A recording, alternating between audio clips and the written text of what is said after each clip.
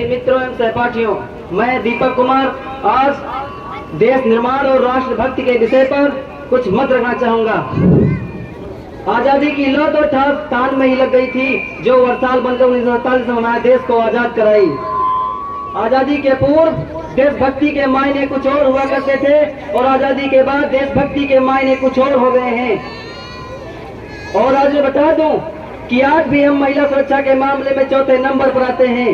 हम ऐसे समाज में जीते हैं जहां पत्थर की मूर्ति को लगते हैं 56 भोग और पत्थर की मूर्ति को लगते हैं 56 भोग और भूखे नंगे तड़पते सो जाते हैं लोग, भूखे नंगे तड़पते सो जाते हैं लोग। मजदूर को मजदूर समझिए मजबूर नहीं, मजदूर को मजदूर समझिए मजबूर नहीं। गरीब को काम दीजिए दान नहीं, और अगर दान देने के इच्छुक हैं तो जीते जी रक्तदान दीजिए और मरने के बाद अंग दान देकर किसी मरते हुए को जीवन दान दीजिए। भक्ति और सच्चा राष्ट्र प्रेम है। और हमारे समाज में एक वैचारिक बीमारी नजर आती है। मुझे कहा जाता है कि हम दुनिया के सबसे बड़े लोकतंत्र हैं, जहां हिंदू पैदा होते हैं, मुस्लिम पैदा होते हैं, सिख और ईसाई पैदा होते हैं। लेकिन मेरे विचारों में ना हिंदू की जरूरत है ना मुस्लिम की जरूरत है, ना हिंदू की जरूरत है ना मुस्लिम की जरूरत है। राष्ट्र निर्माण के लिए केवल एक अच्छे इंसान की जरूरत है, एक अच्छे इंसान की जरूरत है। हमारे समाज में एक शैक्षिक बीमारी नजर आती है मुझे, हमारे समाज में एक शैक्षिक बीमारी नजर आती है मुझे।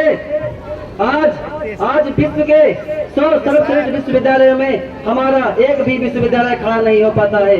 जहां IIT, IIM और NIT जैसा शिक्षण संस्थान है, तो वहीं दूसरी ओर हमारे देश के गरीबों को जमात में खड़ा करने के लिए उनके हाथों में सर्व शिक्षा अभियान का झुंझुना पकड़ा दिया जाता है। और मैं बता दूं कि शैक्षिक बीमारी का जो कारण है वो है हमारे देश की शिक्षा नीति। हमारे देश की शिक्षा नीति केवल 2 तरह के लोगों के लिए बनती है, पहले वो जो विद्वान है और दूसरे वो जो धनवान है हमारे देश में। और इसी तरह की कई बुरी बीमारियां हैं और उन बीमारियों की जड़ है वो है हमारा अंधविश्वास। मेरे विचारों में जब तक इस देश का युवा अपनी सफलता के लिए मंदिरों में जा जाकर नारियल फोड़ कर भगवान को रिसोर्ट लगाता रहेगा, हमारे समाज का शिक्षित वर्ग ही बिल्ली के रास्ता काटने पर खड़े हो जाना, अपनी जात अपनी धर्म को ऊंचा मानकर दूसरों की जात की अवहेलना करता रहेगा, तब तक ना इस देश से अंधविश्वास खत्म होगा और ना ही देश का राष्ट्र निर्माण संभव।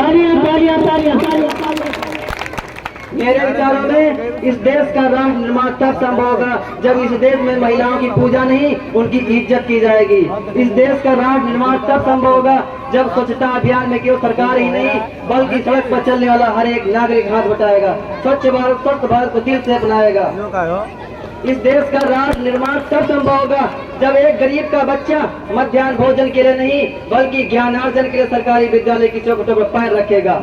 और ये बता दूं कि तब तक इस देश का राष्ट्र निर्माण संभव नहीं होगा जब तक एक नागरिक नैतिक रूप से सटीन, धार्मिक रूप से अंधा, राजनीतिक रूप से गंदा, स्वैच्छिक मान मूल्यों के आंकड़ों में चिन्ह चिन्ह मई पे पंद मई अखंड भात को खंड खंड करता रहेगा, तब तक इस देश से ना विश्वास खत्म होगा और ना ही इस देश का राष्ट्र निर्माण संभव होगा। बड़ी बड़ी बातें नहीं छोटी छोटी कोशिशें करनी होगी, बड़ी बड़ी बातें नहीं छोटी छोटी कोशिशें करनी होगी, क्योंकि ठोकर हमें पहाड़ों से नहीं पत्थरों से लगा करती है। और आज इस मंच पर पूरी जिम्मेदारी के साथ मैं भारत का बेटा ये कहता हूँ कि हमारा राष्ट्र निर्माण तब संभव होगा जब हम सब मिलकर प्रयत्न करेंगे, क्योंकि हमारे देश की जिम्मेदारी नहीं है हमें आगे ले जाने की, बल्कि हमारी जिम्मेदारी है अपने देश को आगे ले जाने की, अपने राष्ट्र को आगे ले जाने की। धन्यवाद।